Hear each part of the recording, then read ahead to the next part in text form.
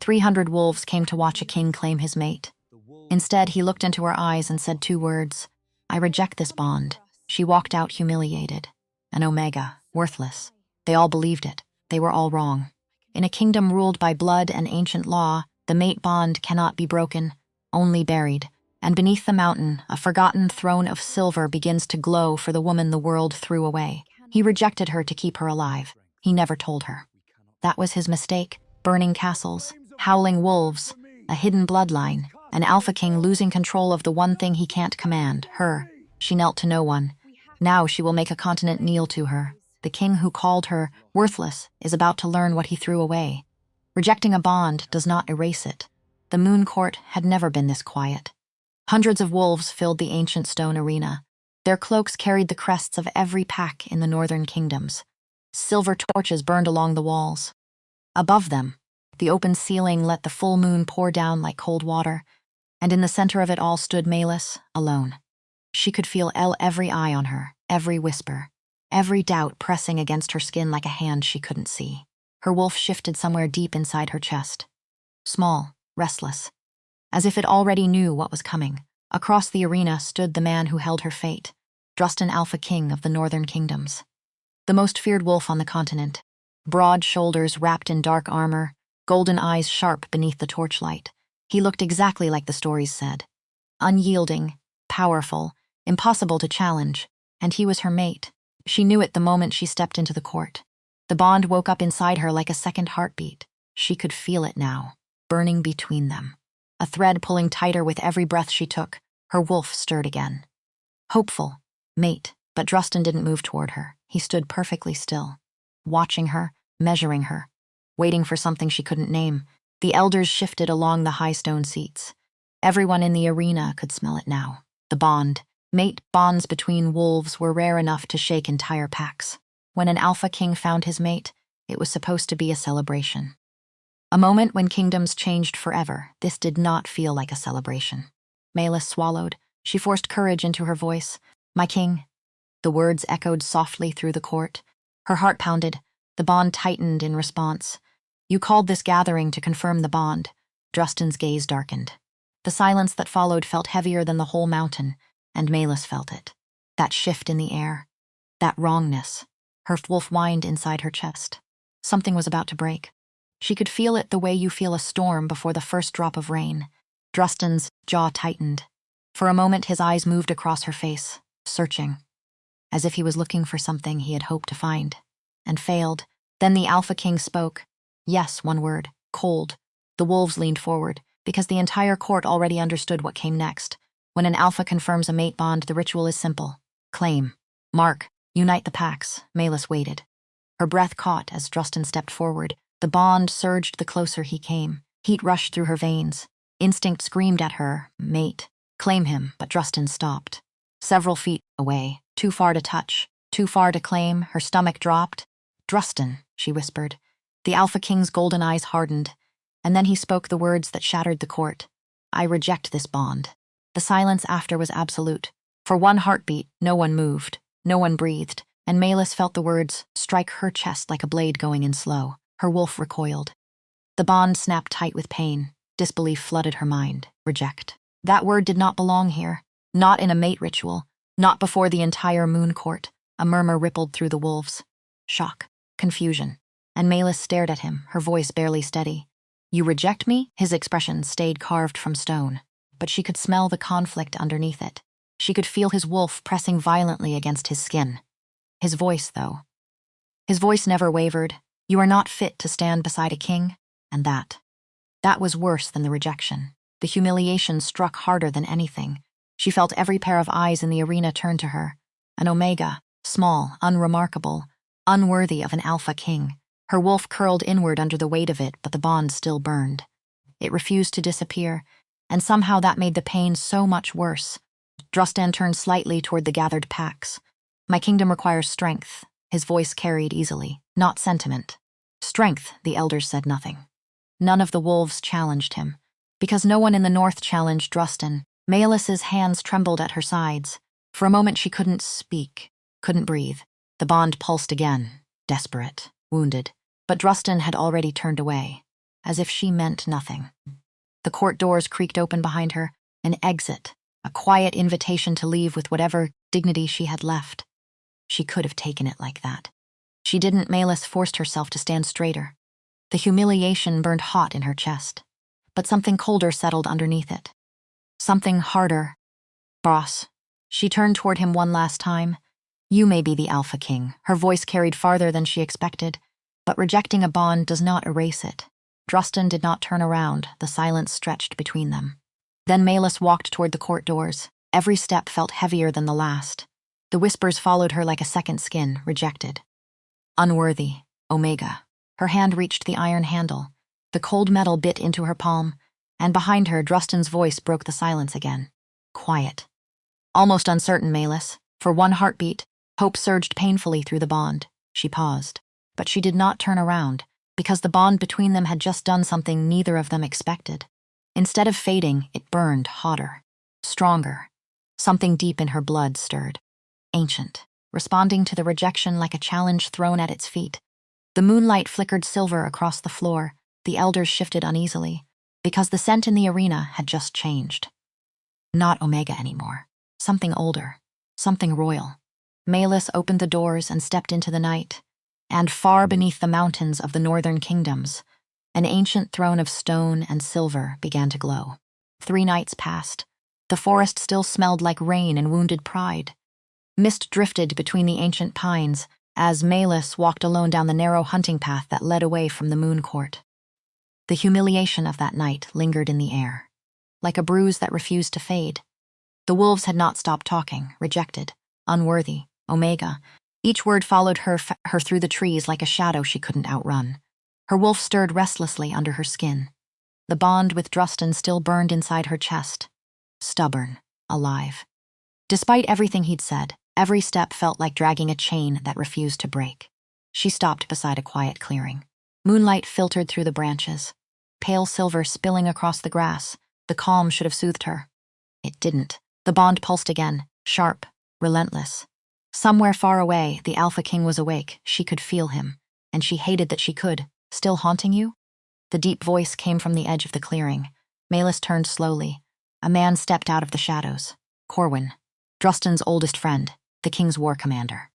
The wolf who had stood at Rustan's side through every battle that built the northern kingdom. His dark cloak moved softly in the night wind.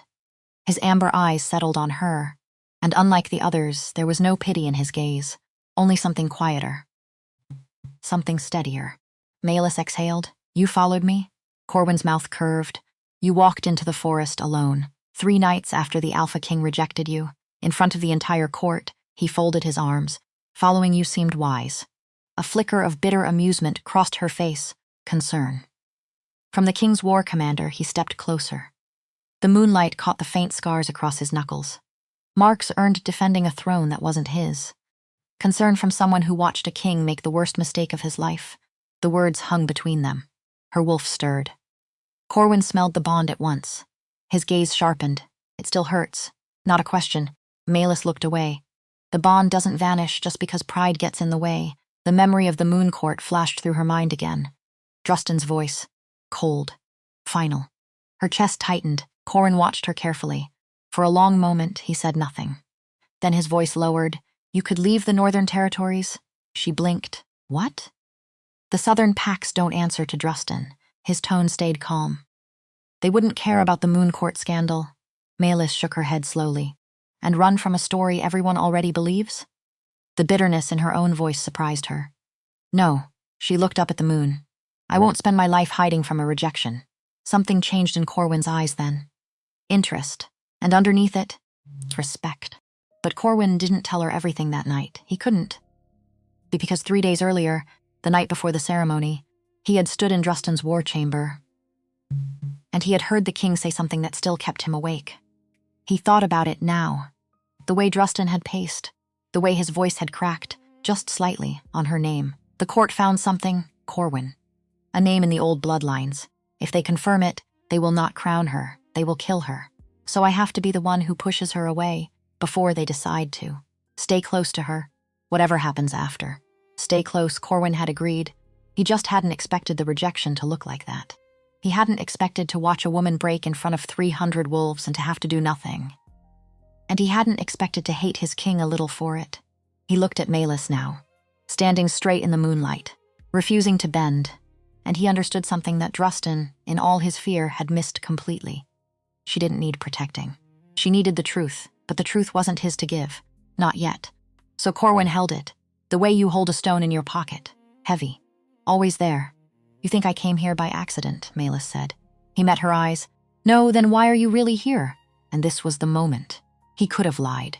He could have stayed the loyal shadow Rustan had ordered him to be. Quiet, watchful, useless. Except he was tired of being useless. Because someone has to be on your side, he said. And right now, you don't have anyone. Melis went very still. It was such a simple thing to say. And it was the kindest thing anyone had said to her in 3 nights. Her eyes stung. She blinked it back, hard, because she did not cry in front of war commanders. Why would you do that, she said. You serve him, I do, and he threw me away. Corwin's jaw tightened. He did, so which is it, Corwin? He was quiet for a moment. The wind moved through the pines above them. It's both, he finally said. That's the part you'll hate. She studied his face, looking for the lie, looking for the angle. Because in her experience, kindness from powerful men always came with a price stapled to the bottom of it. But she didn't find one. She found something harder to trust. Honesty. You're not making sense, she said. I know. You serve a king who humiliated me, and now you're standing in a forest at midnight telling me you're on my side. Yes, that's insane, probably. The bluntness of it almost made her laugh. Almost. The first almost law in 3 nights, and Corwin saw it, the crack in the armor. The girl underneath the scandal. I'm not asking you to trust me, he said. I'm asking you to not be alone tonight. That's all. One night, Melis looked at him for a long time. Then she looked away. Back at the moon, the bond pulsed in her chest. Always there. Always reaching for a man who didn't want it. One night, she said. One night, they didn't speak much after that. They didn't need to. He built a small fire at the edge of the clearing. She sat across from it, and for the first time since the moon court, she didn't feel like the whole world was watching her fall. She felt seen, which was a different thing entirely. But far away, in the northern capital, Rustan stopped mid-step. He was crossing the high balcony of his fortress when it happened. The cold mountain wind carried pine and steel and something else. Something that made his wolf rise hard inside his chest. Melis, her scent through the bond had changed. Not wounded anymore, warmer, and tangled with another wolf's scent. A scent he knew better than his own, Corwin. Rustan's hand closed around the stone railing. The bond surged. And it was not grief that flooded him. It was jealousy. Raw, stupid, drowning. He had told himself this was the way, the only way. Push her out of the court before the court could put a blade in her back. Let them all think she was nothing. Because nothing is safe. Nothing is invisible. Nothing gets a knife in the dark. He had been so sure, and now his oldest friend was sitting in a forest with the only woman his wolf had ever called mate. And Rustan understood, far too late, the size of what he had done. He had not protected her. He had handed her to someone else, the stone railing cracked beneath his palm. Behind him, a guard stepped onto the balcony. Nervous. He had clearly drawn the short straw, my king. The scouts returned from the western forest. Rustan didn't turn, and, the guard swallowed, they tracked Melis. She wasn't alone. The air on the balcony seemed to freeze. Rustan turned slowly. Golden eyes sharp as blades. Say that again. Our scouts confirmed another wolf with her, my king. Who? The guard took a slow breath. He knew what the answer would cost, Corwin. Silence swallowed the balcony. For a heartbeat, nothing moved. Then the rest of the railing gave way under Rustan's hand and crumbled to the stone floor. His wolf exploded against the chains of his control, of all the wolves on the continent. Corwin. The one man who knew exactly what Melis meant to him. The one man he had asked to watch her. He had said, stay close. He had not said this close. Rustan stepped away from the broken railing. His voice dropped into something quiet and terrible. Summon the council. The war council chamber filled fast, stone walls lined with ancient weapons. A long oak table where the northern alphas gathered whenever the kingdom faced a threat. Tonight the threat had a name, Melis. The murmurs died the moment Rustan entered. Every wolf felt the shift in the air. The Alpha King was furious, the quiet kind of furious, the kind that made warriors check the exits. He stopped at the head of the table. Corwin left the capital 3 nights ago, he said. He found Melis in the western forest. A ripple moved through the room. One of the elder alphas leaned forward. Old, careful. A man who had survived 3 kings by knowing when to speak, my king. Perhaps the commander meant to return her to the court. Drustan's wolf growled low. Corwin knows exactly what the court believes about her now. The implication landed heavy. Another alpha spoke. Slowly, if the war commander stands beside the rejected mate. He didn't finish. He didn't have to. Drustan finished it for him. The kingdom fractures, because every wolf at that table understood the danger. Corwin commanded loyalty among the northern warriors equal to Drustan's own. If he stood beside Melis in the open, packs would choose sides. And a kingdom that chooses sides is a kingdom already at war with itself. But there was something the table didn't know. Something only Drustan knew. He looked down the long oak table at the faces watching him. Loyal faces, most of them. And one of them, he was almost certain, was not. Because the order to investigate Melis's bloodline had not come from him. It had come from the council, quietly. Through the proper channels. From the man who controlled the proper channels, Halvard, the High Advisor. The oldest voice in the northern court. The man who had served Drustan's father, and his father's father, and who treated every Alpha King like a season that would eventually pass. Halvard sat now at the far end of the table. Hands folded, face calm as still water, and Drustan watched him. Because 3 nights ago, when Drustan had asked the council why a forgotten Omega's bloodline mattered to anyone, it was Halvard who had said the words that started all of this. Some bloodlines should stay buried, my king. For the good of the kingdom, a reasonable thing to say, except Drustan had heard the thing underneath it. The thing that made his wolf go cold. Halvard hadn't said forgotten. He'd said buried. You don't bury what you forget. You bury what you're afraid of. Drustan didn't trust him. But he couldn't prove a thing, so he had done the only move on the board he could see. He had rejected her, loudly, cruelly, in front of everyone. He had made Melis worthless in the eyes of the court. Because the court does not kill what it does not value, he had made her safe by making her hated, and it had worked. Until Corwin walked into a forest and made her interesting again. Send riders to the western forest, Drustan said. A younger alpha frowned. To retrieve them? No. The word settled across the table like falling steel. To observe. If Corwin intends betrayal, I want proof before I tear this kingdom apart. He did not say the rest of it. That he also wanted to know who else was watching her, because somewhere in his own court was a man who wanted Melis dead. And Drustan intended to find out who his loyal scouts reported to when they thought he wasn't looking. The chamber doors opened. A messenger rushed in, breath uneven from running. My king. A report from the western border. The room went still. Speak. He hesitated, then forced it out. Corwin was seen entering the moonlit tavern in Blackridge Village. Melis entered with him. The council erupted in low voices. The moonlit tavern was no simple inn. It was neutral ground, a place where wolves from different packs met beyond the eyes of their alphas. If Melis appeared there beside Corwin, the entire northern territory would hear about it before sunrise. Drustan's wolf surged again. Possession, jealousy, regret. All of it crashing together in his chest. The elder alpha leaned forward. My king. If the packs believe Corwin has taken the rejected mate, Drustan's hand slammed against the table. The crack of wood silenced the room. Corwin has taken nothing. His voice dropped into a dangerous calm. Melis is still bound to me. The bond pulsed sharply in his chest, as if answering the claim. But the elder alpha spoke carefully. The court believes you rejected that bond, my king. Drustan's golden eyes darkened. I rejected the ritual. A pause. I did not release the connection. The council exchanged uneasy glances. Because every wolf in the room understood what that meant. The mate bond still existed. He straightened slowly. Prepare the horses. The elder alpha blinked. You're leaving the capital? Drustan's wolf stirred. Melis's scent tugged at him through the bond, pulling him west. Toward the only thing that had ever mattered more than his crown. Yes. His voice lowered. If Corwin intends to parade my mate through neutral territory, the room grew very quiet. Then I will remind him who she belongs to. And at the far end of the table, Halvard watched his king prepare to ride into a trap of his own making. And the old wolf smiled, just slightly. The moonlit tavern roared with noise. Travelers crowded the wooden tables. Voices rose above the crackle of the fire burning in the center of the room. No one noticed the shift in the air when Melis stepped inside. Not at first. She paused near the doorway. The scent of a dozen unfamiliar packs filled the room. Thick, overwhelming after the quiet of the forest. Beside her, Corwin moved easily through the crowd. His reputation walked ahead of him. Several wolves recognized the Northern War commander and lowered their voices as he passed. Melis leaned closer.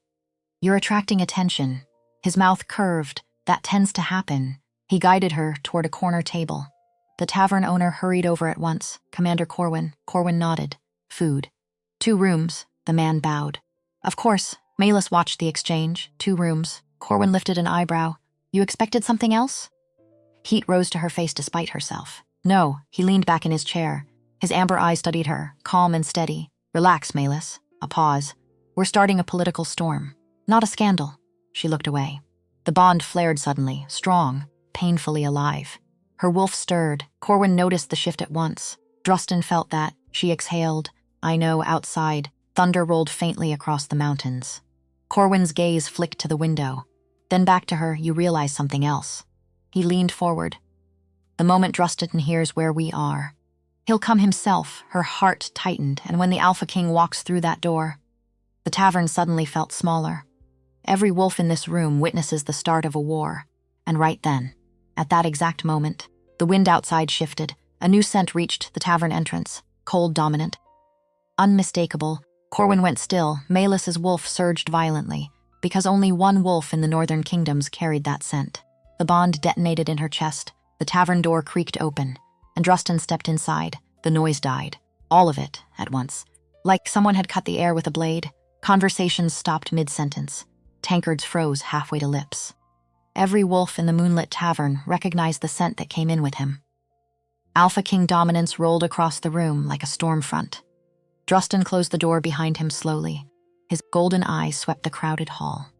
Until they found the one face that had haunted him for 3 nights. Melis, the bond surged between them. Raw, violent, impossible to ignore. And for 1 second, Rustan forgot the tavern. The watching wolves. The traitor he'd left behind in his own council.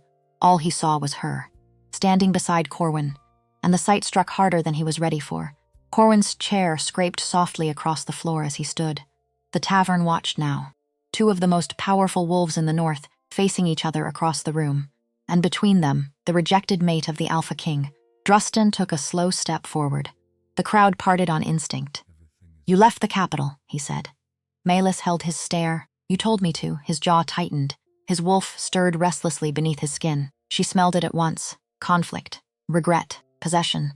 Corwin folded his arms loosely. "You tracked her fast." Rustan's gaze shifted. The 2 men locked eyes. Years of brotherhood stood between them. "And now something else." "You took her," Rustan said.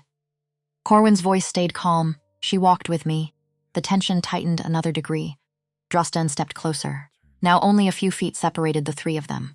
The bond burned brighter the closer he came. Melis felt it pull through her chest, sharp, relentless, and Rustan saw her react. His voice dropped. "You still feel it?" Her chin lifted. "You said it didn't matter." "I said the ritual didn't matter." Her eyes flashed. That's not what the moon court heard. The wolves near the bar lowered their voices. Realizing they were watching something far more dangerous than an argument, Corwin shifted, just slightly, closer to Melis. The motion was subtle. Protective, Rustan saw it, and something dark flickered in his gaze. "You're standing very close to my mate." Corwin didn't move. "You rejected her." The word struck like a thrown blade. A ripple moved through the tavern. Because challenging the Alpha King in public took a kind of confidence most wolves did not have. Rustan's wolf surged. "She is still bound to me." Melis spoke before Corwin could answer. "You made your choice." Her voice was calm, but the pain underneath it carried clear across the room, and Rustan looked at her then. Really looked. And for the first time, the stone in his face cracked because he wanted to tell her. He wanted to say it right there, in front of all of them. "I rejected you because they were going to kill you. I made you worthless because worthless is alive." He wanted to say all of it. He said none of it. Because the moment those words left his mouth, every wolf in this tavern would know what he knew. That Melis was worth killing. And the man who wanted her dead had spies in every corner of the continent. So Rustan did the only thing he could. He stayed cruel. "Come back to the capital," he said. Flat. Cold, Melis blinked.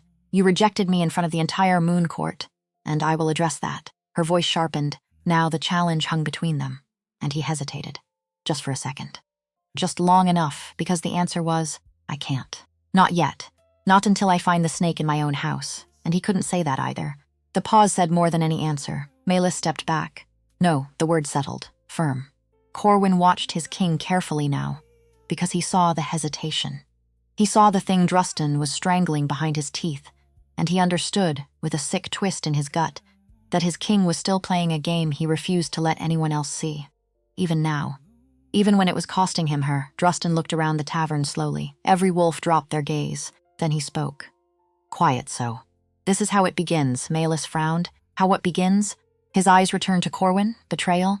Corwin didn't flinch. You're the one who broke the bond first. The Alpha King exhaled.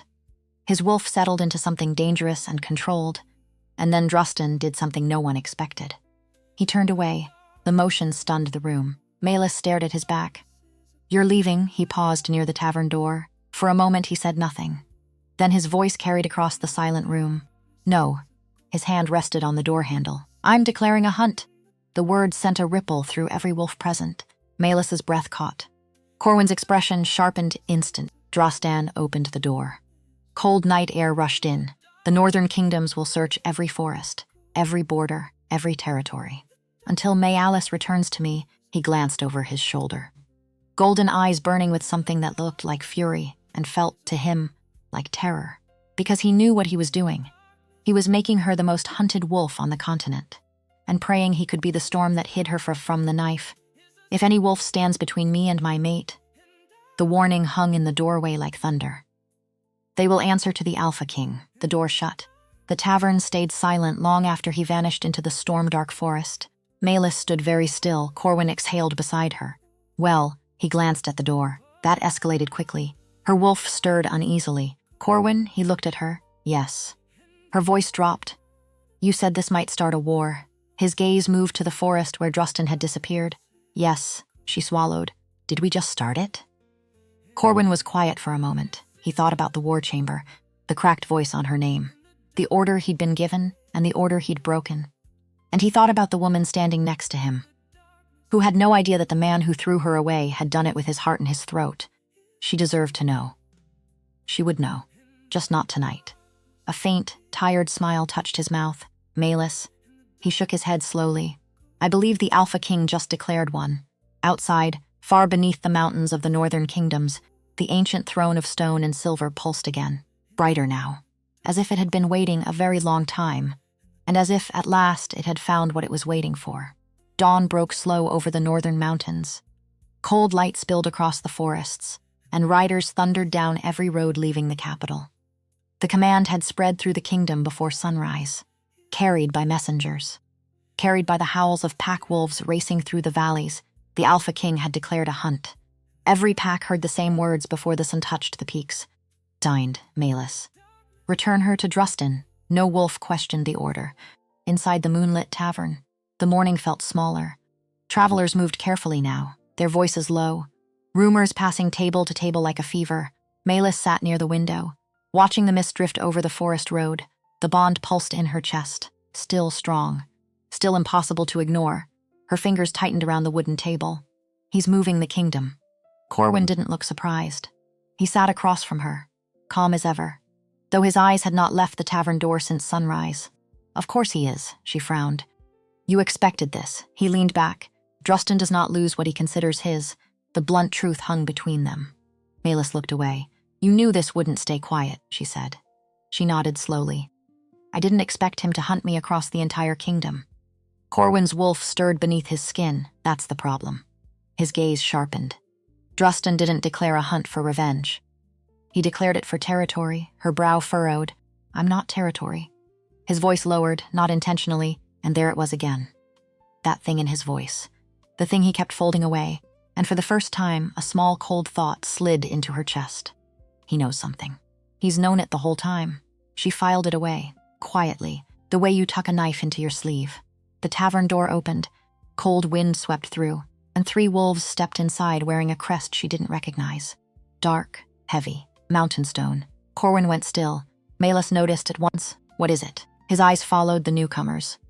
Those wolves don't belong to Rustan's kingdom. She studied them. Then whose pack? His voice stayed level. The Eastern Territories. The tallest of the three turned toward their table, amber eyes sharp, and Melis felt the weight of his gaze land on her like a hand. Corwin exhaled softly. That is Garrick. Alpha of the Eastern Mountains. The name carried weight. Even she had heard it. One of the few alphas powerful enough to stand against Rustan without flinching. Garrick approached slowly. He stopped beside their table. His gaze moved between Corwin and Melis. Then he smiled. Well, his voice was deep and amused. I travel 3 days through mountain snow and walk into a tavern to find the North's most famous scandal eating breakfast. Corwin didn't rise. What do you want, Garrick? The alpha shrugged. Curiosity. His eyes settled on Melis. You must be her. She held his stare. I must be, he chuckled. You've caused quite a storm. Rustan has half his kingdom searching the forests for you. She didn't react, I heard. Garrick studied her. Something thoughtful moved behind his eyes. You know what happens when an Alpha King hunts someone across his own borders? Corwin surged before she could. Other kingdoms notice. Garrick nodded. Exactly.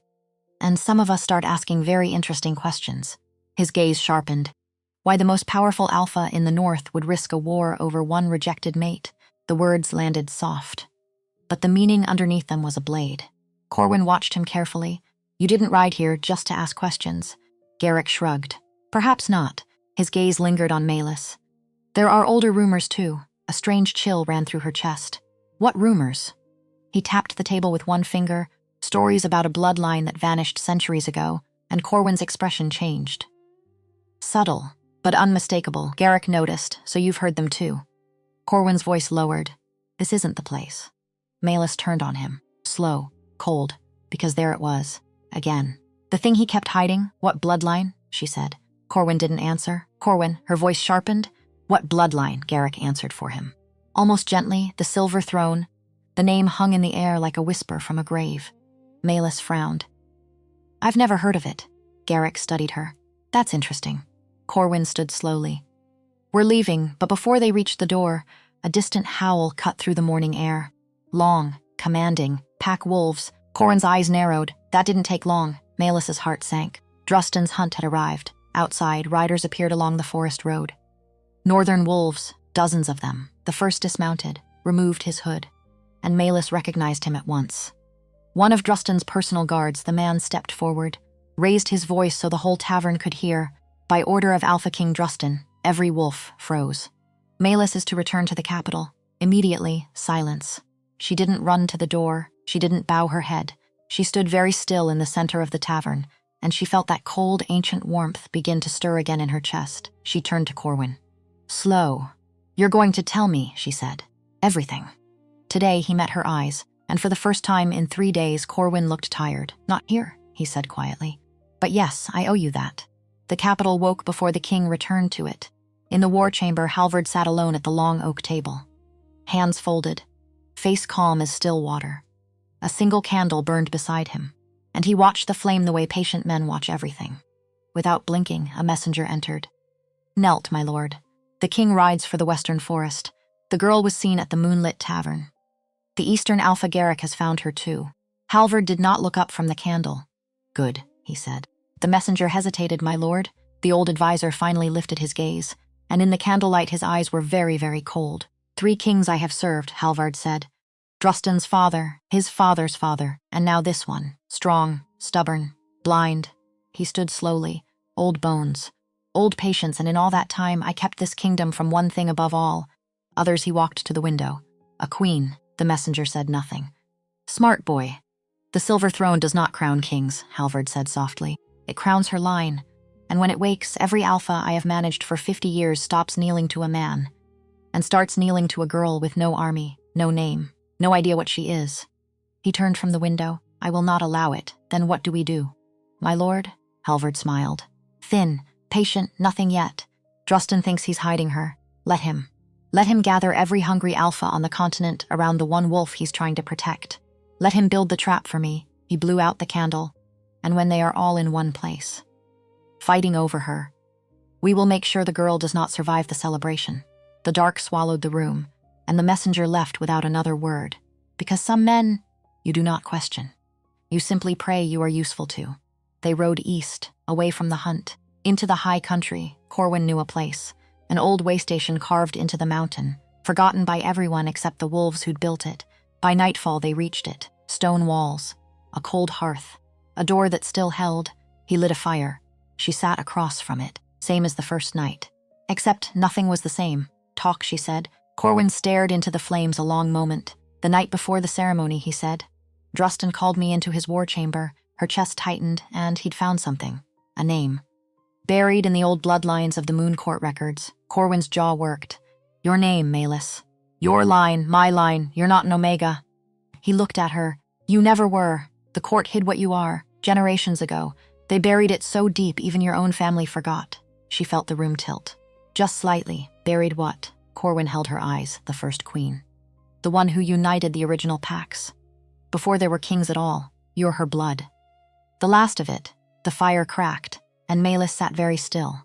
Because 100 small things from her whole life suddenly clicked into a single terrible shape.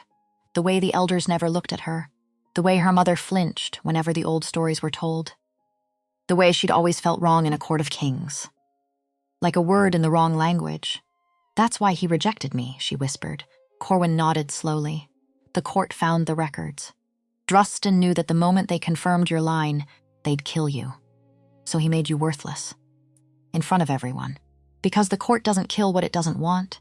The fire popped, and Melis felt something crack open in her chest.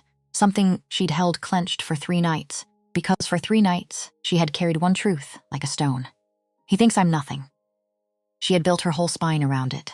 Her resolve. Her anger. Her refusal to bend. And now Corwin was telling her the stone was a lie. She didn't feel relieved. She felt furious, he decided, she said. By himself. That I needed protecting. So he humiliated me, in front of 300 wolves. And let me walk out into the dark believing I was garbage, Melis. He could have told me. He couldn't risk the court hearing. He could have told me, her voice broke on it. Not the court. Me, in a room, with the door closed. He could have said, they want you dead, run. And I would have run smart.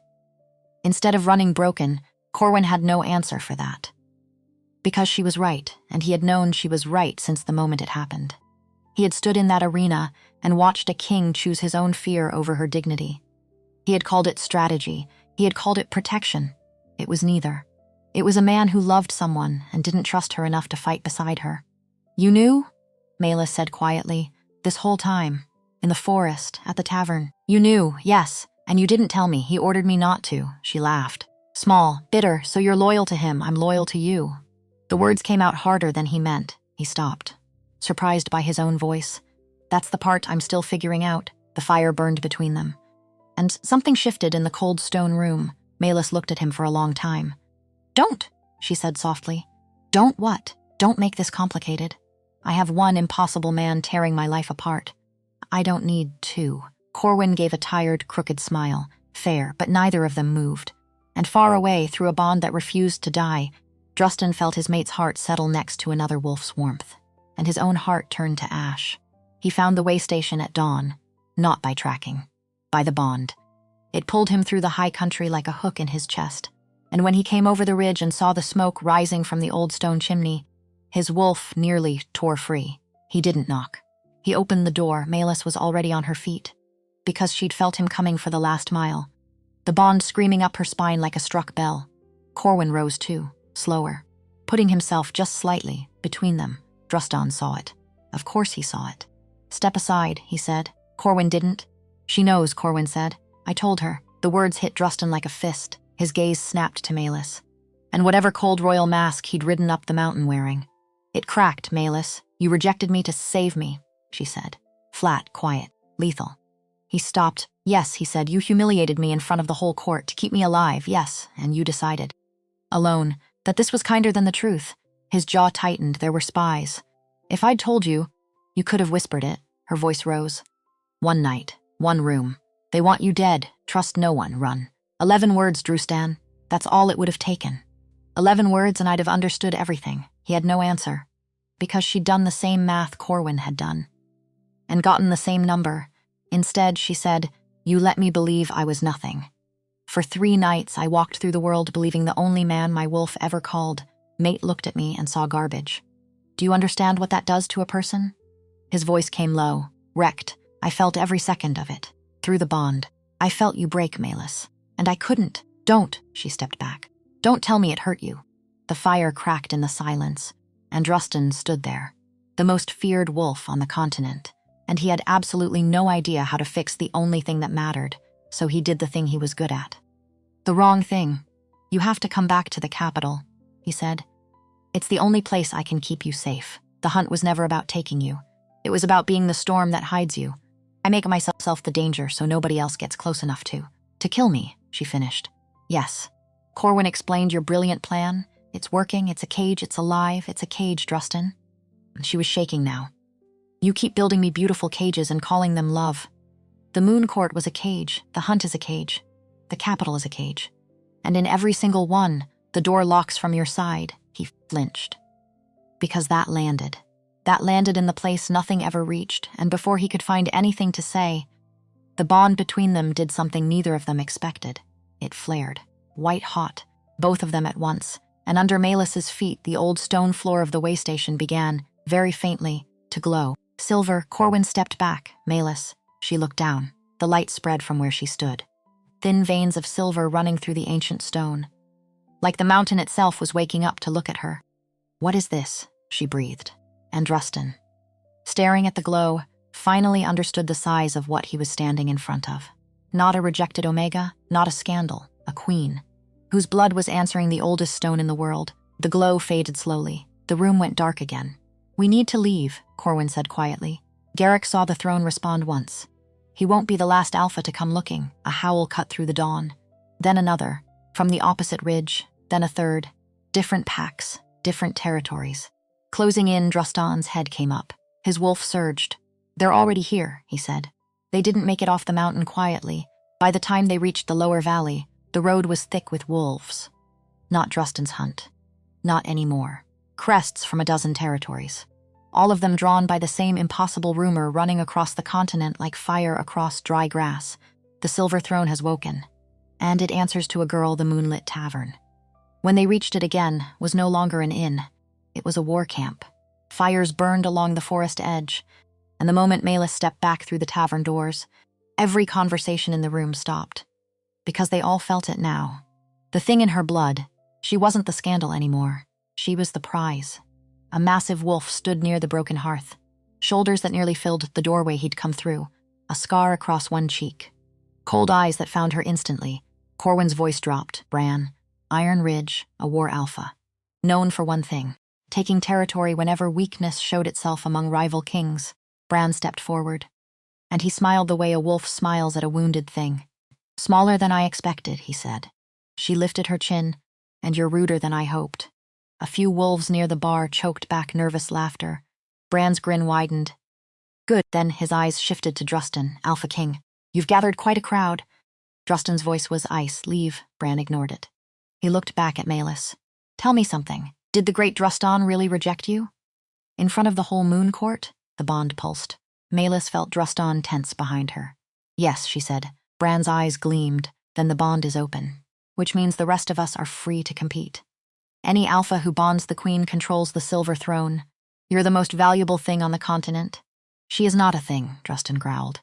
Bran met his gaze. Calm, then mark her.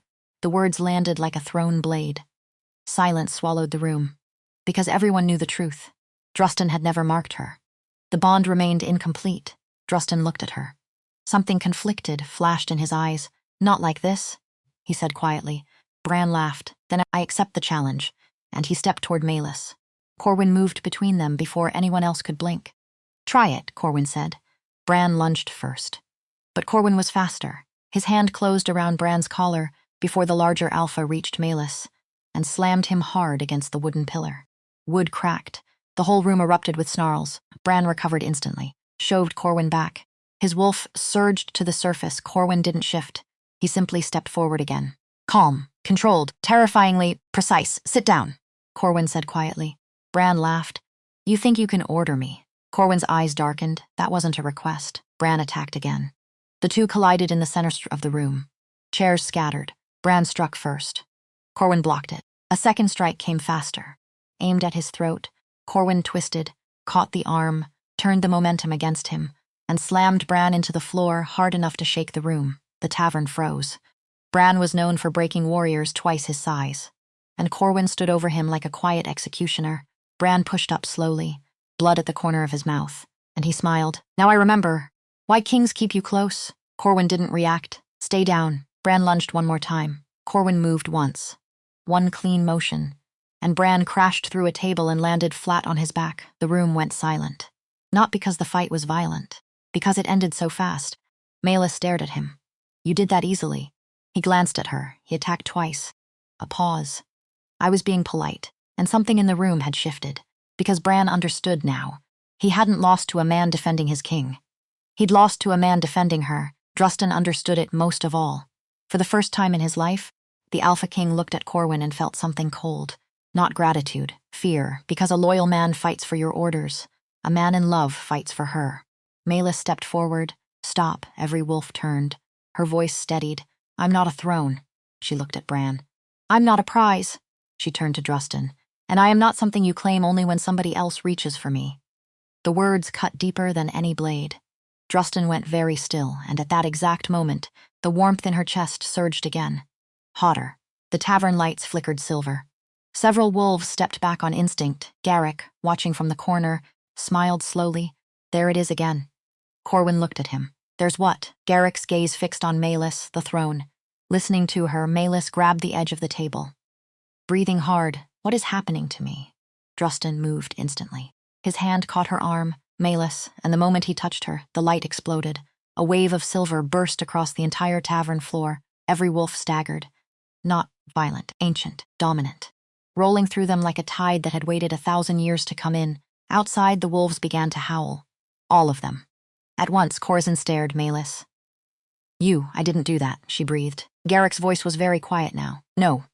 He looked at Rustan's hand, still gripping her arm. "You didn't." Every head in the tavern turned. Because the throne hadn't answered when Bran threatened her. It hadn't answered when Corwin fought for her. It had answered when Rustan touched her. Garrick exhaled slowly. "Well," he almost laughed. "That complicates everything." Melis pulled her arm from Rustan's grip. The light died. She looked at him, and the look on her face was not love. Not yet. It was something more dangerous. It was a question. "Why you?" she said. "After everything. Why would it choose you and Rustan?" For once in his life had no answer at all. But somebody did. Far away in a candlelit war chamber, Halvard received a bird with a message tied to its leg. He read it. Twice, the throne answered the king's touch.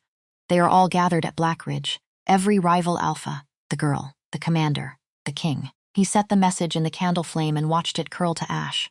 All of them. In one place. Exactly as he'd planned. He rang a small bell. A figure stepped from the shadows. Cloaked.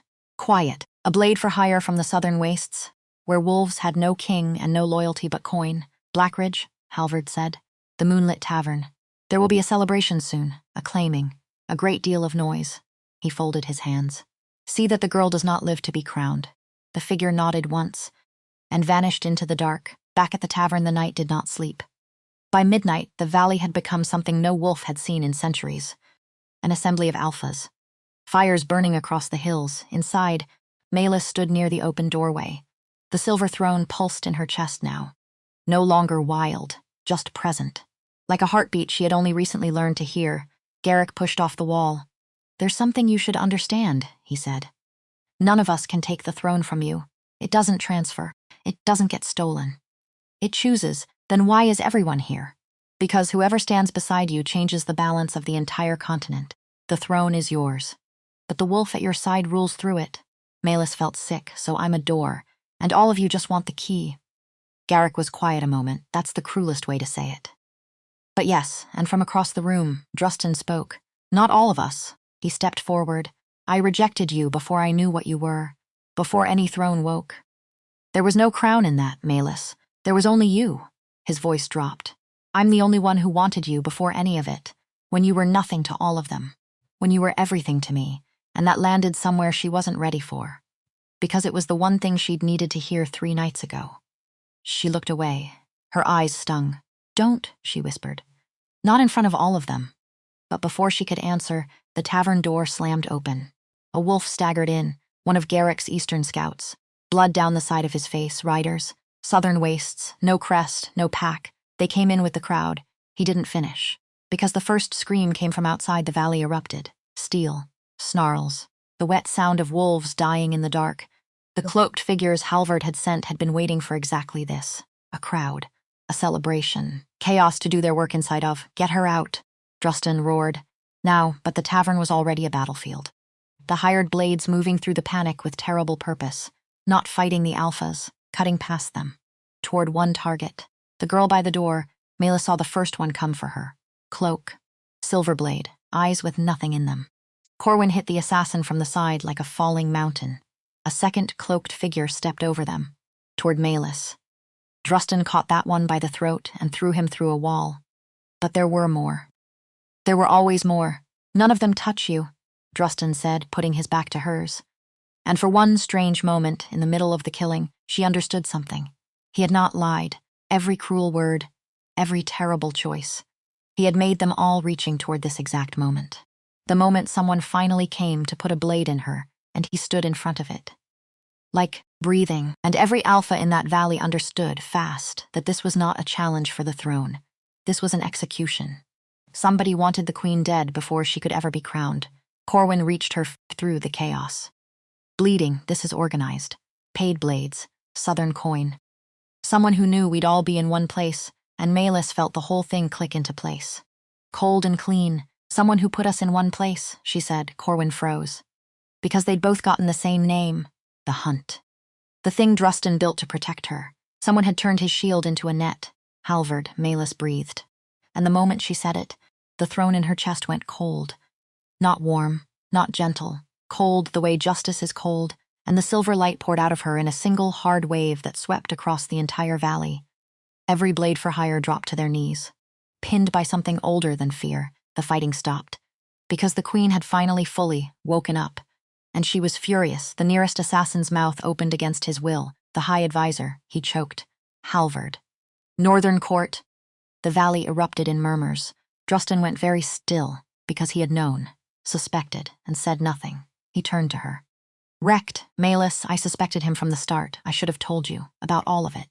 Every time I chose to protect you instead of trust you. I was wrong. You don't need my cage. You never did. You needed the truth. And I was too afraid to give it to you, and Melis felt the light in her chest cool, just slightly. Because that was the apology she'd been waiting a whole life to hear. I was wrong, and I see you now. A rider came down from the northern road. The high advisor flees the capital. He's taken the treasury guard. He says the throne belongs to no woman, and he'll burn the kingdom before he kneels to one. Garrick stepped forward. The eastern mountains will ride with you, he said, not to Rustan. To her, I won't stand with the kind of coward who hires blades to murder a girl. Bran spat blood onto the ground, Iron Ridge too. I came here to win you. I'd rather earn the right to bleed beside you. One by one, the alphas of the continent turned, not toward the king, toward the queen. She looked at Rustan. Now we hunt him. In the open. With the truth. No more cages, no more secrets, and the Alpha King nodded and took one step back. Putting her in front, lead, he said simply. I'll be right behind you. They caught Halvard at the southern pass 3 days later.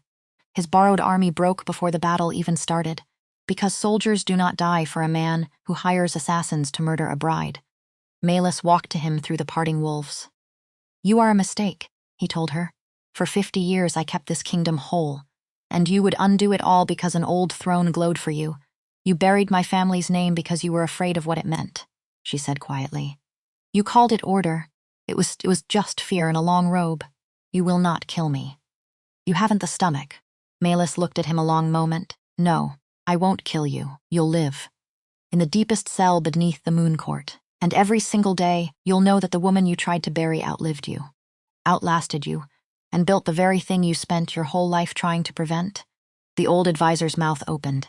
Nothing came out, because that was worse than dying. And they both knew it. That mercy was the moment every alpha understood exactly what kind of queen had woken in the mountains. Not a soft one, not a cruel one, a just one. The rarest kind there is, they returned north under a clearing sky. But there was one thing left undone. The bond. He had never marked her. The night before the coronation, he found her on the high balcony. The same stone railing he'd shattered. He'd had it rebuilt. You rebuilt the railing, she said. I break a lot of things. I'm trying to learn to rebuild them." A small, surprised breath of a laugh escaped her, the first real one he'd ever earned. "The throne chose me," he said quietly. "And I still don't understand why," and on the road back north, she'd finally asked the oldest wolf alive and learned the truth. "The silver throne doesn't choose strength," she said. "It doesn't choose love, it chooses sacrifice. The one who gave up the most, freely. Wanting nothing back, she turned to look at him. You burned your own name to ash, expecting nothing. Not even my forgiveness. That's what the throne saw. His eyes were wet now, and you forgive me anyway." And here was the moment. She could have said yes. Every part of it pulled toward yes. She didn't say yes. "No," she said gently. He flinched. "Not yet. Because forgiveness you haven't earned isn't a gift. It's just another cage. And I'm done with cages." He nodded slowly. "Then tell me how to earn it." And Melis stepped close to him. The bond roared up between them. "You rule beside me, not above me. Beside me. You spend the rest of your life learning the difference between protecting me and trusting me. And someday, not tonight, the forgiveness will be there. Because you'll have built it, brick by brick. The way you rebuilt that railing, and then the man who knelt to no one lowered himself slowly to one knee. In front of her, "I will," he said, and the bond that had been waiting, burning, open for so long, finally began to close. The coronation came at dawn. Melis stepped onto the platform first, and Rustan took his place at her shoulder, half a step back, where a partner stands, not a king. Garrick bowed his head, not to Rustan. To her, the eastern mountains acknowledged the queen of the silver throne. Bran crossed one fist over his chest. "Iron Ridge kneels. Not because you have an army. Because you spared a coward who didn't deserve it."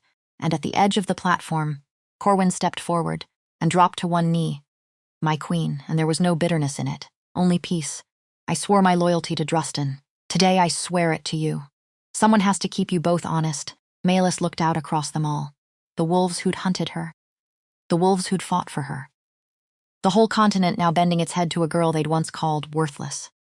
She thought about the woman she'd been a week ago, walking out of a court in shame, and she wanted to reach back and tell her, "You were never nothing. The world was just too small to see you yet." She turned to Rustan. "You still owe me a lifetime of forgiveness." His mouth curved, soft, real. "I plan to spend every day of it earning that." And then he reached for her. Slow, asking, not taking. He looked at her the way he should have looked at her in that arena, before fear made a fool of him. "For all the mistakes I made, I will spend the rest of my life proving you were worth fighting with. Not for, with." "Then do it right this time," she whispered, and he lowered his head, and his teeth brushed gently against the side of her neck. And the mate bond finally, completely, sealed. Silver light exploded across the valley. The wolves howled, not in challenge, in acknowledgement, and the power rolled outward through the mountains like a tide finally coming home. Melis felt it settle into her bones. Not like power, like belonging. For the first time since the night she walked alone out of the moon court. She did not feel like a wolf being hunted. She felt like a queen. She felt chosen. She felt at last seen. A king once rejected his mate. He called her worthless in front of the world. But the woman he threw away rose anyway. She forgave on her own terms and no one else's. She knelt to no one and made an entire continent kneel to her. And the throne, the oldest power in the world, looked at every strong and clever and powerful wolf alive and chose the heart that gave the most. Not the loudest, not the strongest, the truest, because love that locks is not love, love that frees is. And she had spent her whole life learning to tell the two apart, so that she could, at last, choose the right one. 6 months had passed since the silver light first swept the valley, and the northern kingdoms had learned a new thing. How to kneel to a queen. The moon court looked different now. The same ancient stone, the same open ceiling letting the moon pour down. But the throne at its center was no longer empty, and the wolf who sat beside it did not sit above. Melis stood at the high window of the fortress, watching dawn break gold across the mountains. The silver throne pulsed steady in her chest. A heartbeat she had finally stopped fearing. 6 months. Long enough that the word queen no longer startled her when the servants used it. Long enough that she had almost forgotten what it felt like to be hunted. Almost behind her, the door opened. She didn't turn. She didn't have to. The bond told her everything. The warmth that moved up her spine. The scent of pine and steel, and something that was only his, Rustan. "You're awake before the court again," he said. "I'm always awake before the court. You're supposed to rest." Even queens rest. She turned then and looked at him, the most feared wolf on the continent, standing in the doorway of their chambers with 2 cups of something warm in his hands, offering one to her, not commanding, offering. 6 months ago, he would have ordered her to rest and built a beautiful reason for why, he had learned, slowly, painfully, the way a man learns to write with his other hand. But he had learned. She took the cup. Thank you. The Southern envoy arrives today, he said. I know. You don't have to see him alone, we can. Rustan, he stopped. She watched him stop. Watched him swallow the rest of the sentence. The old instinct to shield, to stand in front. To lock the door from his side, he fought it now, every day. And mostly he won. Together, she said gently, not in front of me. Beside me, remember? His mouth curved. Soft, tired, real. Beside you, he said. I remember. But something in his eyes did not settle. And Melis, who could read him better than anyone alive now, filed it away. Quietly. The way she always had. Because the Southern envoy did not travel 3 weeks through the high passes to deliver good news. The envoy arrived at midday. He came with no army. That was the first thing Melis noticed. A king who fears you sends soldiers. A king who is certain sends one man and a smile. His name was Rune. Tall, lean, a southern cloak the color of dried blood. He walked into the moon court like a man walking into a room he already owned. And he bowed just low enough to be polite, just high enough to be in Funst's insult. Queen Melis, he said, of the silver throne. Envoy Rune, she did not rise. You're far from the southern plains? 3 weeks far, he smiled. King Maddox sends his warmth. Rustan stood at her shoulder. Half a step back, his golden eyes fixed on the envoy with the stillness of a wolf, deciding whether to bite. Then deliver his warmth, Rustan said, and his message. Rune's smile widened. He liked this, she could tell. He had come a long way to enjoy this exact moment. King Maddox proposes an alliance, Rune said. The southern plains and the northern kingdoms. Bound together, a pause. He asks for 3 things. Open borders for the free movement of southern packs, a strip of the western forest, to settle his overflowing clans, another pause, longer, and a seat at the silver throne. A southern voice. Beside the queens, the court went very quiet. Melis kept her face still, and if I refuse? Roan spread his hands, almost apologetic. Then King Maddox grieves, and prepares. The southern plains have more warriors than the north has trees, my queen. He would rather not count them against you. His eyes glittered. But he will, Rustan's wolf surged. Melis felt it through the bond. The old fury, the old instinct to crush a threat before it grew. She laid one hand on the arm of her throne. A small motion. Wait, and to his credit, to the 6 months of learning written into his bones now. Rustan waited. Your king asks a great deal, Melis said, for a man who claims to want peace. He asks, Rune said softly, because he is afraid. That surprised her. Afraid of my army? Rune laughed. Quiet. Cold. No, my queen. He looked at the throne beneath her, at the faint silver veins running through the ancient stone. He is afraid of that. The court emptied slowly after the envoy was shown to his quarters. Melis did not move from the throne. She sat very still, turning his words over like stones, looking for the thing hidden underneath. Rustan came to stand before her. Corwin entered through the side door, having watched the whole exchange from the shadows where he always stood now. He's lying, Rustan said. Maddox doesn't fear the throne. He wants it. The seat beside you. That's the whole game. Get a southern wolf close enough to the throne to bond it. Maybe, Melis said. There's no maybe. It's the oldest trick in the...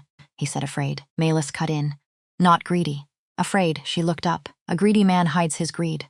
He doesn't announce it across a council floor. Rune wanted us to know Maddox is frightened. Why would he do that? Corwin spoke from the doorway, because frightened men do reckless things. And he wants us to know Maddox is reckless enough to start a war he might lose. Melis nodded slowly. Find out what the South believes about the Silver Throne, she said. Not what we believe, what they believe. Rune said Maddox fears the stone itself. I want to know why. Corwin inclined his head and left. And then it was just the 2 of them, the queen and the king. In the empty court where she had once been called worthless, where he had once let her walk into the dark, Rustan knelt beside the throne. Not in submission, the way a man kneels to be at eye level with someone he loves. You're worried, he said. I'm always worried, more than usual. She was quiet a moment. 6 months ago, she said, I learned that everything I believed about myself was a lie someone buried, that I wasn't an Omega, that I was a queen, that the throne chose me. She looked at the silver veins in the stone. I built a new self on top of that, and it held. For 6 months, it held, and Rune looked at this throne like it was a question that doesn't have just one answer. Her jaw tightened. I don't like questions about my blood, Rustan. The last one nearly killed me. He took her hand. And for once, he didn't promise to protect her from it. He just held it. Then we answer the question, he said, together, before someone else answers it for us. The answer arrived 3 days later, and it was not what either of them expected. Melis was in the lower hall, hearing petitions from the river packs, when the doors opened. A young she-wolf stepped inside, travel-worn, cloaked in gray, no crest, no escort. She could not have been more than 22. Dark hair, sharp eyes, and something in the way she stood that made the whole hall go quiet because she stood the way Melis stood. The guards moved to stop her. Melis raised a hand. Let her come. The young wolf walked the length of the hall and stopped at the foot of the throne and looked up at Melis with an expression that was not fear, not awe, not the careful hunger of the southern envoy. It was recognition. My name is Vera, she said. Her voice was steady, and I have traveled a very long way to look at the woman wearing my grandmother's throne. The hall erupted. Rustan was on his feet. Corwin's hand moved to his blade. The guards surged forward, and Melis sat very still. Because the moment the young wolf said the words, the moment she stood at the foot of the stone, the silver throne pulsed, faint. Almost nothing. A flicker where there should have been silence, but Melis felt it. And her blood ran cold. Stand down, she said. No one moved. Stand down. The guards froze. Rustan's wolf raged behind his eyes, but he held. Corwin's hand stayed near his blade but did not draw. Melis rose from the throne, slowly. She came down the steps until she stood face to face with the young wolf who had just claimed her bloodline. And up close, the resemblance was a quiet horror. The same dark hair, the same set of the jaw, the same stubborn refusal to look away from power. Your grandmother's throne, Melis said. Yes, the silver throne crowns one line. Mine. Vera met her eyes, and for the first time something flickered there. Not triumph. Not malice, grief. That's what they told you, Vera said quietly. It's what they told everyone. For 300 years, her voice dropped. But there were 2 sisters, Queen Melis, not one. And only one of us got to be remembered. Melis had Vera brought to a private chamber. Guarded, but not chained. Rustan hated it. She could feel his fury through the bond like heat off a forge. The moment the doors closed behind them, he turned on her. You let her walk into your court. Claim your blood. And the throne answered. Melis, the throne answered her. I felt it. Then you understand what she is. I don't understand anything yet. Which is exactly why I'm not going to do something I can't undo, she faced him. What do you want me to do, Rustan? Kill her? A girl who walked in alone, with no weapon, and told the truth to my face? I want you safe. That's not an answer to my question. He stopped, and she watched the old thing rise in him. The thing she'd seen 6 months ago in a tavern doorway. The instinct to remove the threat. Quietly. Permanently. To build her a cage out of someone else's grave and call it love. She watched him fight it. Don't, she said softly. I haven't done anything. You're thinking it. I can feel you thinking it. She stepped closer. We made a promise. You don't make a choice for my safety that you wouldn't make with me in the room. She's a girl, Rustan. A girl who might share my blood. And the very first instinct in this room was to make her disappear. Her voice hardened. That's the instinct that nearly destroyed us once. I won't watch it destroy someone else, he exhaled. Long. Ragged, I'm trying, he said. I know you are. Her voice gentled. And mostly you win. But this is the one that matters, so win it. He looked at her for a long moment. The most feared wolf on the continent, brought to heel not by a chain but by a promise he'd chosen to keep. What do you want to do? He asked. I want to talk to her, Melis said. I want to know who she is, where she came from, and who sent her. She turned toward the door, because a frightened southern king fears this throne. And 3 days later, a girl who makes it glow walks into my court alone. She looked back at him. That's not a coincidence. That's a move on a board. And I want to know who's playing it. Vera was sitting by the window when Melis entered, alone. She had refused food. She watched the queen come in with those sharp, tired eyes. You didn't kill me, Vera said. Not yet, a flicker of something almost like a smile. Honest. I can work with honest. Melis sat across from her, studied her. The girl was exhausted.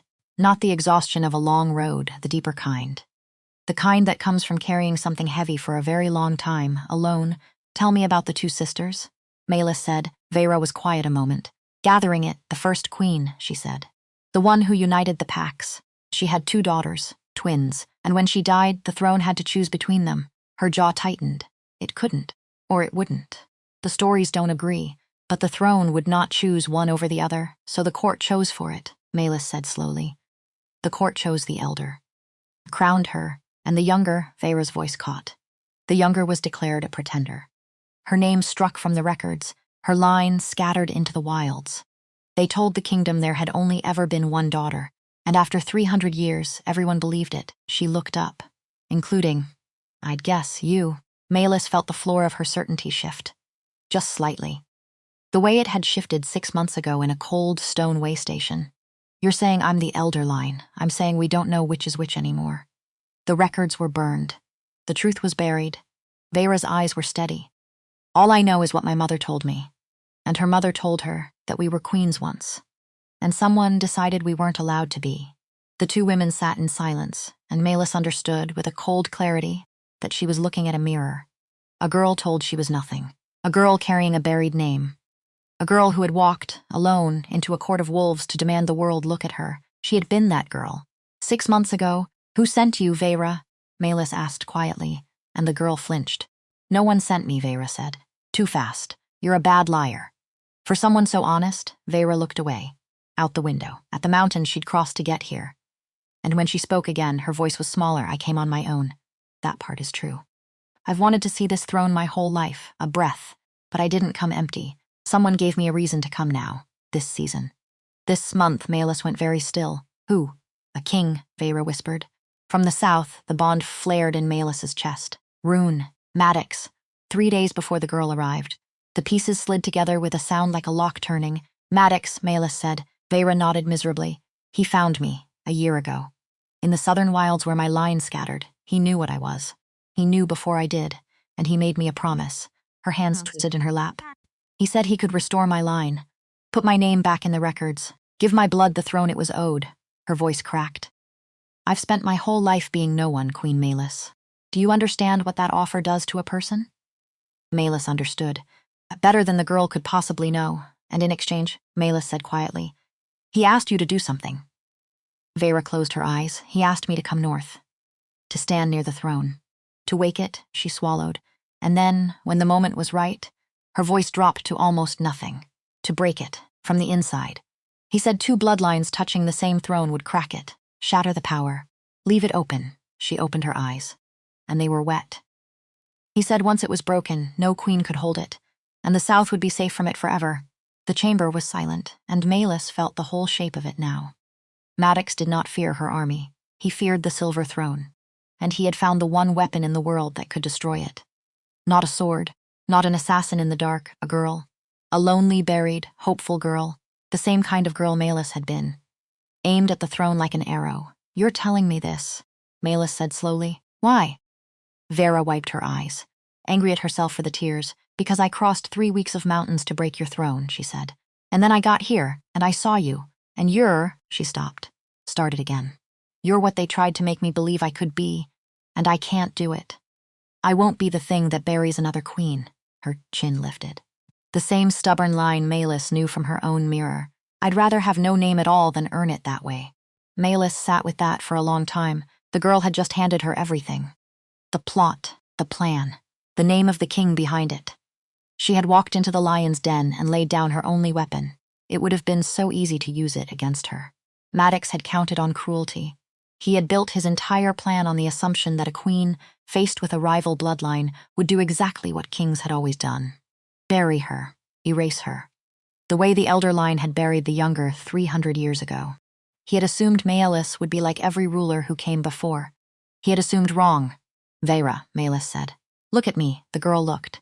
6 months ago, I stood in that court out there, and a king I loved called me worthless in front of 300 wolves. He told the world I wasn't fit to stand beside him. Melis's voice was steady. I walked out of that room believing I was nothing. I carried that for 3 nights. And it nearly broke me. Veyra said nothing, but something in her face shifted. The recognition of a fellow traveler. So I know exactly what Maddox offered you, Melis went on. He offered to make you someone. After a lifetime of being told you were no one. And I know how that hook feels going in, Because the deepest hunger a person can have is to be seen. She leaned forward. He used that. He took the truest, most human thing about you, and he turned it into a blade, and he pointed it at me. A tear slid down Veyra's cheek. She let it, but here's what he didn't understand, Melis said. He thinks a throne can only hold one queen. He thinks two bloodlines touching the same stone would shatter it. Her eyes were bright now. He learned that from the same buried history we did. The history of two sisters the court couldn't choose between. The history of a throne that wouldn't pick. Melis stood. What if it wasn't that the throne couldn't choose? She said softly. What if it was that the throne never wanted to? She did not have proof. Not yet. Just an instinct. The same instinct that had told her, 6 months ago, that there was a snake in her own court when no one would believe her, but she had learned to trust that instinct. Come with me, Melis said. Veyra rose. Uncertain. Where? To the throne. The girl went pale. You want me to touch it? After what I just told you?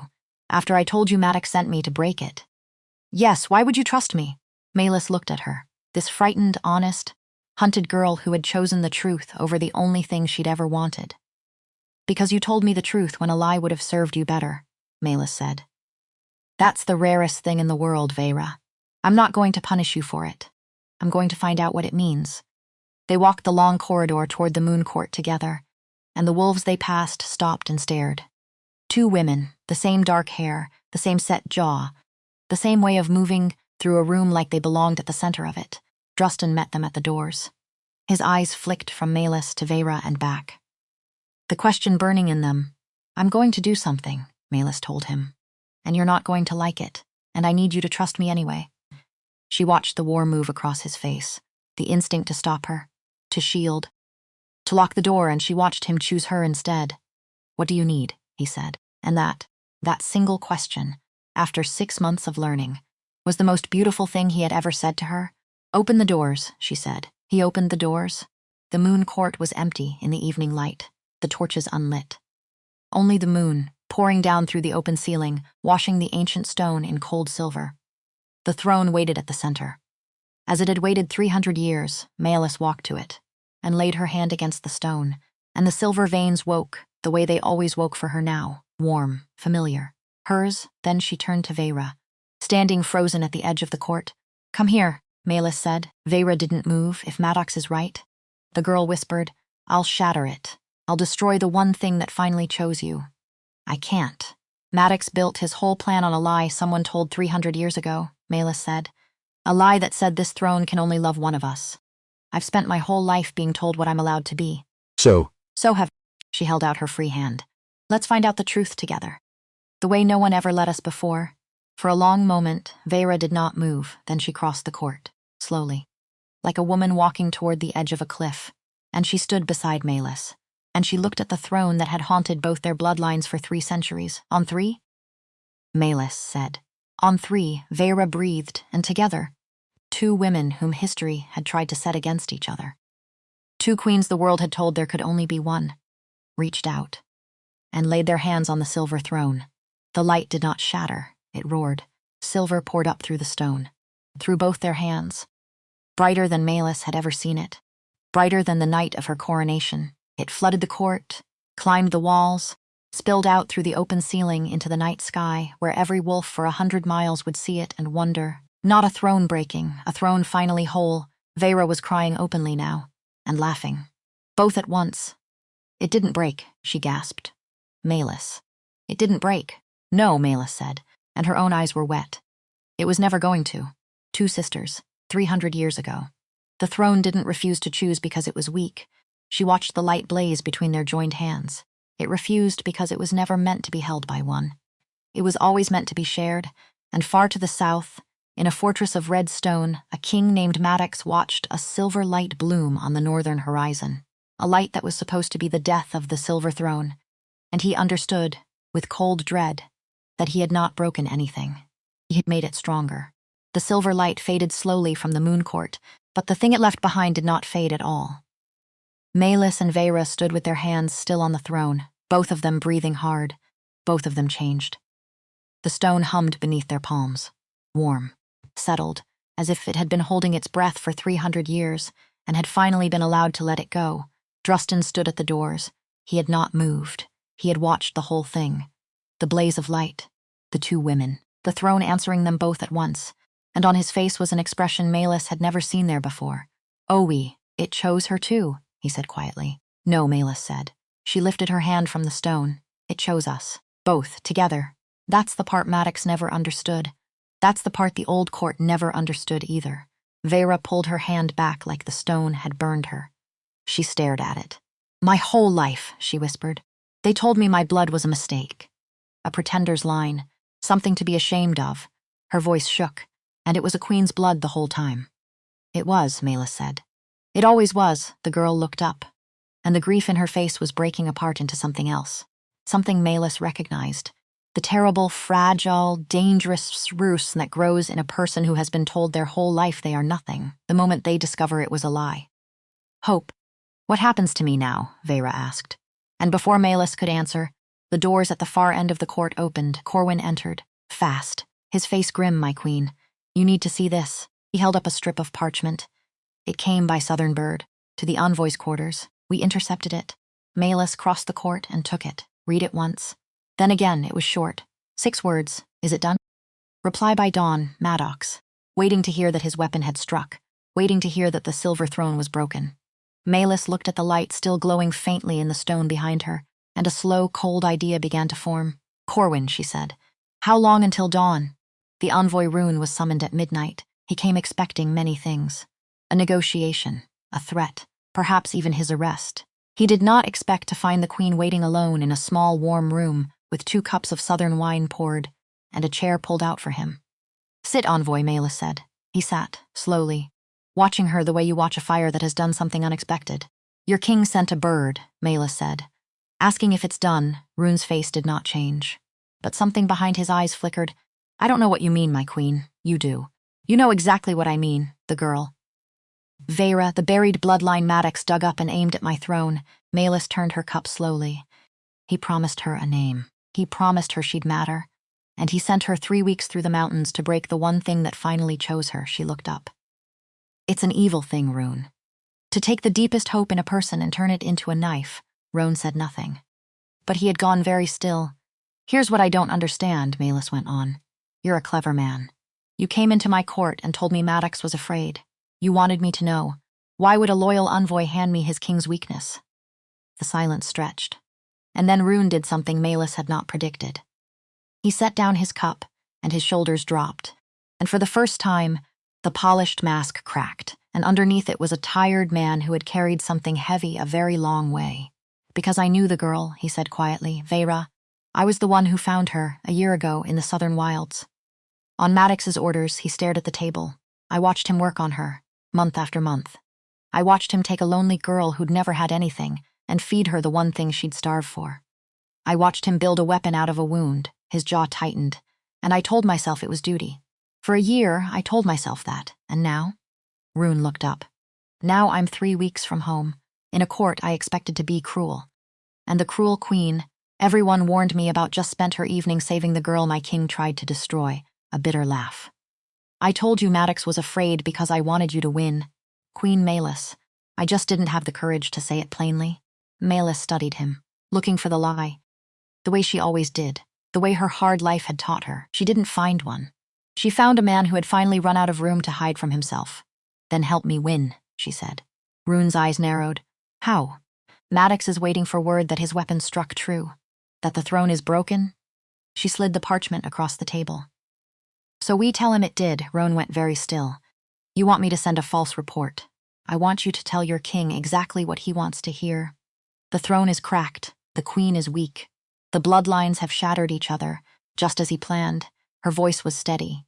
"And then I want to see what a reckless, frightened king does when he believes the only thing he feared is gone." Understanding spread across Rune's face, slow. "And then sharp, he'll march," Rune said. "The moment he thinks the throne is broken, he won't negotiate. He won't wait. He'll bring the whole southern army north to claim a kingdom he thinks can't fight back." He looked at her with something close to fear. "You'd be inviting a war you could have avoided?" "No," Melis said. "I'd be choosing where the war happens. On my ground. At my time." With every alpha on the continent watching, she leaned forward. Maddox has spent a year planning to shatter this throne in secret.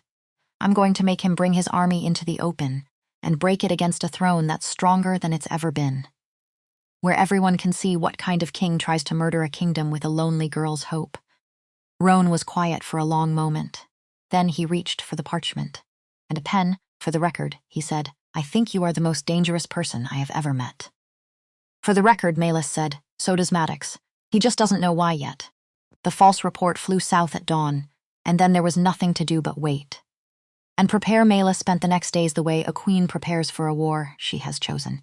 She sent riders to Garrick in the eastern mountains, to Bran in Iron Ridge, to every alpha who had knelt to her 6 months ago in the valley, not commanding them, asking them. The difference mattered now. It mattered more than it ever had. And one by one the answers came back. We ride, but there was a shadow over all of it. And the shadow had a familiar shape. It started small. Rustan grew quiet. He sat in on the war councils, but he spoke less, and Melis, who could read him through the bond like a second skin, felt something coiling in him. The old thing. The thing she'd hoped 6 months had buried, the instinct to protect her by taking the choice out of her hands. She found out what it was on the 4th night. Corwin came to her chambers late.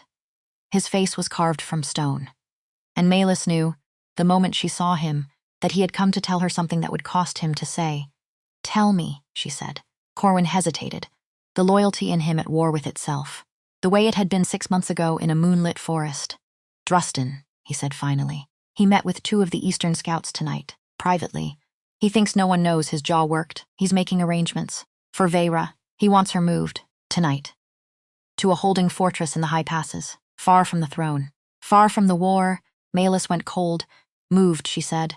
Or removed. Corwin met her eyes. He says moved. For her safety. So Maddox can't get to her during the battle, a pause. But he's not telling you. And he's not telling her. He's just doing it, his voice dropped. Melis, it's the same thing. It's the exact same thing he did to you. She found him on the high balcony, the same balcony where 6 months ago he had felt her scent change through the bond and shattered a stone railing with his bare hand. The railing he had rebuilt. She put her hand on it now, solid, whole. He did not turn when she came out. He knew she was there. The bond told him everything. The way it told her everything. You're moving Veyra tonight, she said. His shoulders tensed. Corwin told you. Corwin keeps us both honest. That's the job he gave himself. She came to stand beside him. You were going to send her away, into the high passes, without telling me. Without telling her, to keep her safe, to keep her controlled, Melis said. Don't dress it up. I know the difference now. You taught me the difference. The hard way, he finally turned, and his golden eyes were wretched. The most feared wolf on the continent, undone by the one thing he could not command, Maddox built a weapon out of that girl once, he said.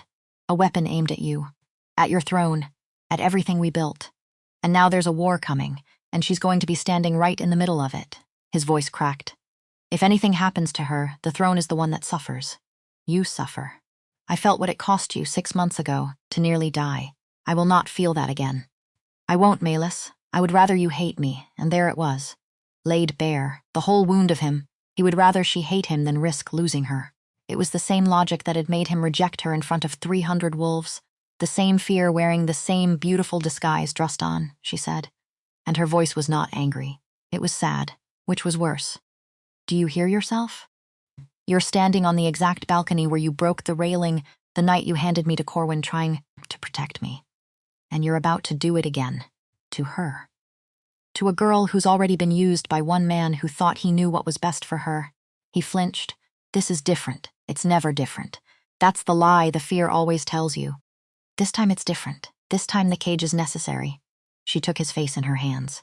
Made him look at her. You promised me. No choice for someone's safety that you wouldn't make with them in the room. And the very first time it got hard. Really hard. With a war all coming, you broke it, in secret, at midnight. The way you always do. He pulled back from her hands, and for a terrible moment the old Rustan was there in his eyes.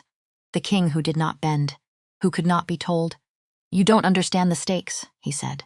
I understand them better than you do. She is a risk. She is a person. Melis's voice rose now, and it filled the balcony, and it carried 6 months of something she had been holding. She is a frightened girl who crossed 3 weeks of mountains and laid down her only weapon and told me the truth when a lie would have saved her. She is exactly who I was, Rustan. Exactly. And you are about to do to her exactly what you did to me. Her eyes burned. And the worst part, the part that's breaking my heart right now, is that you think you're being kind? Silence fell over the balcony, and Melis made herself say the next thing. The hard thing. The thing she had prayed for 6 months she would never have to say. I forgave you, she said quietly. On that valley floor, I told you I'd let you earn it back. Brick by brick. And for 6 months you did. You built it. You learned. You changed. And I started to believe it was real. Her voice broke. Tell me it was real, Rustan. Because if the first time it costs you something, you go right back to locking doors from your side. Then I forgave a man who doesn't exist. That landed. She watched it land, watched it go all the way down, past the fear, past the king, into the place where the real man lived. Rustan closed his eyes. And when he opened them, the old hardness was gone. And what was left was something rawer. A man looking at the worst version of himself and choosing, with everything he had, not to be it. It was real, he whispered. It is real. He stopped, pressed his hand to his chest over the bond. The fear doesn't leave, Melis. I keep waiting for it to leave, and it doesn't. It just sits there, every day, telling me the only way to keep you is to control everything around you. And every day I have to choose not to listen to it. His voice shook. And tonight I almost didn't, and you caught me, and you're right. God help me, you're right. She took his hand, and this time, he let her. The fear doesn't leave, she agreed softly. Mine doesn't either. I still wake up some nights certain that I'm worthless. That the throne made a mistake. That someday everyone will see what I really am. She squeezed his hand. We don't get to be people who aren't afraid, Rustan. We just get to be people who don't let the fear make the choices. He let out a breath that was half a sob. How do you do it? He asked. How do you keep choosing right when it's this hard? I don't, always. But I have help. She gave him a small, tired smile. I have a war commander who tells me the truth even when it costs him. I have a husband who, most days, fights his worst instinct and wins. And now I have a sister I didn't know I had, who chose honesty over the only thing she ever wanted. She looked at him. Nobody does it alone. That's the whole secret. The court tried to make me believe a queen rules alone. It's the biggest lie they ever told. Rustan was quiet for a long moment. The wind moved between them. Cancel the arrangements, he said, for Vera. Tonight, already done. Corwin canceled them an hour ago. A surprised, wet laugh escaped him. Of course he did. And tomorrow, Melis said, you're going to do something that will cost you more than canceling a secret order. You're going to apologize to her, to Vera, to her face. You're going to tell her you tried to move her without asking, and that it was wrong, and that it won't happen again. She held his eyes, because she needs to learn, the way I had to learn, that the men in her life can be told no, that she's allowed to be in the room when choices are made about her. You're going to teach her that. By being the first powerful man who ever admits he was wrong to her, Rustan looked at her for a long moment. And then the Alpha King of the Northern Kingdoms, the most feared wolf on the continent, the man who had once knelt to no one, nodded. I will, he said, and she believed him. Not because the fear was gone, but because she had watched him fight it in real time and win. That was the whole thing. That was everything. A man wasn't measured by whether he felt the worst instinct. He was measured by what he did the moment after. He apologized to Vera the next morning. Melis watched from the doorway. She watched the most powerful wolf on the continents stand before a frightened 22-year-old girl and tell her, plainly, that he had tried to move her like a game piece, in secret, and that it had been wrong. She watched Vera's face go through confusion, then disbelief, then something that cracked open and could not be closed again, because no powerful man had ever apologized to Vera for anything, in her whole life. Maddox had used her and called it a gift. The court had erased her and called it order. Every man with power who'd ever entered her story had taken something and named it her own fault. And now an Alpha King was standing in front of her, saying I was wrong. It won't happen again. You should have been in the room. She didn't cry. Melis was proud of her for that. She just looked at Rustan for a long moment, this strange, impossible thing she'd never seen before, and then she nodded once, sharp and stunned, and said, thank you for telling me, 5 words. But Melis heard everything underneath them. Later, when they were alone, Vera found her in the war room, bent over maps. He really apologized, Vera said. Still amazed. He didn't have to. I'm nobody. I tried to break your throne. And he apologized. He had to, Melis said, not looking up. Because I told him to, and because it was right. Both things can be true. Vera was quiet a moment. You run this whole kingdom like that, she said slowly, don't you? Telling powerful men no. Making them be better than they want to be. Melis finally looked up. And there was something almost like a smile. That's not running a kingdom, Vera, she said. That's just being a woman who's done being made small. The kingdom is incidental, she straightened. Now come here, I need you to learn these maps. Because in about 10 days, a southern king is going to bring an army north to break a throne he thinks is already broken, and you and I are going to be standing on it, together. When he finds out how wrong he was, the reports came faster now. Maddox had taken the bait. Rune's false message had done its work. The southern king, believing the silver throne shattered and the queen weakened, had emptied his fortress. The whole southern army was moving north, through the plains, toward the high passes, toward the moon court. He thought he was marching to claim a broken kingdom. He was marching into the open, which was exactly where Melis wanted him, the Alphas gathered. Garrick rode in from the eastern mountains with 300 wolves at his back. He came into the moon court, took one look at Vera standing beside Melis, and stopped dead. There are 2 of you, he said. There are 2 of us, Melis agreed.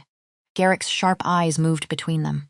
He had been the first to suspect 6 months ago that Melis was more than a rejected Omega.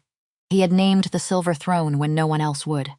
And now he looked at the second woman with the same dark hair and the same set jaw, and Melis watched him understand something the old histories had buried. The throne never chose one of you, he said slowly. Did it?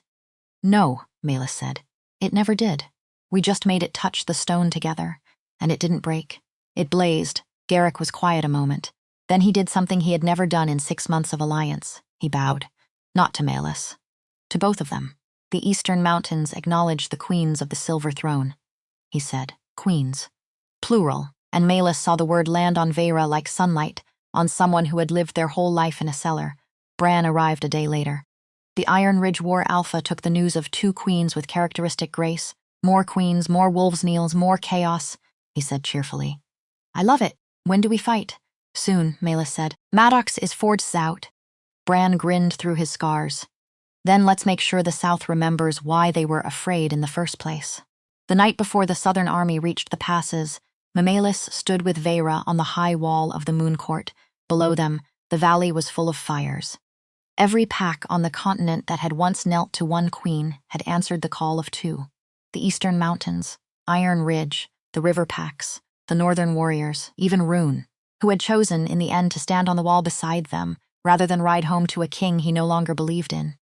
I keep waiting to wake up, Vera said quietly. My whole life I dreamed of this, of mattering, of someone looking at my blood and not flinching. She watched the fires. And now it's real, and I keep thinking it'll be taken away. That someone will remember I'm supposed to be no one. Melis understood that fear better than her own heartbeat. They might try, she said. There will always be a Maddox, always a Halvard, always some man who decides the world is safer if certain women are kept small. She put her hand on the young queen's shoulder. But here's what I learned. The trying isn't the thing that wins. The trying is just noise. The thing that wins is what you choose to build, every day, with the people who chose to stand with you. She nodded down at the 1,000 fires. Look at that. 6 months ago I had no one. I was alone in a forest, certain I was worthless. And now, she didn't finish. She didn't have to. Vera looked at the fires.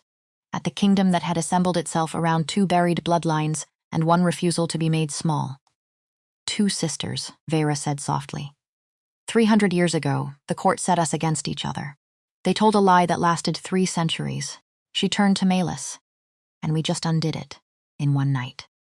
With our hands on a stone, we did. Maddox thinks he's marching to break us apart. Melis looked out at the dark southern horizon, where an army was coming to shatter a throne it did not understand. Then let him come, she said, and let him learn what the old court never did, that the thing they were so afraid of, the thing they buried a whole bloodline to prevent, her hand tightened on the wall, was never one queen too powerful. It was 2 queens who refused to be enemies, and far below, in the dark, the first horns of the southern army sounded in the passes.